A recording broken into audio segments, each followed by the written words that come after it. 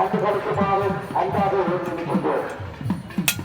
ஆகவன் அடியார்களே, அந்த நன்கு கிணற்றில் சிறிய துடிப்புகள் காணப்படுவதற்கு காரணத்தினால் இது தொண்டர்களால் அந்த கிணத்தை சுற்றி கயிறுகளால் கட்டப்பட்டிருக்கின்றது.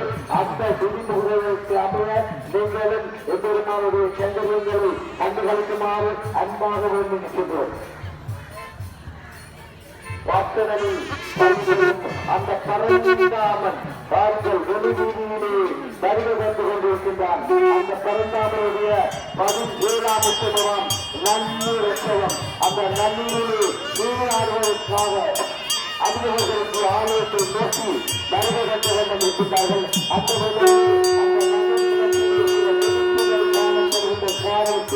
அங்கு தொண்டர்களால் அந்த நகைப்பிடத்தை சுற்றி கயிறுகளால் கட்டப்பட்டிருக்கிறது.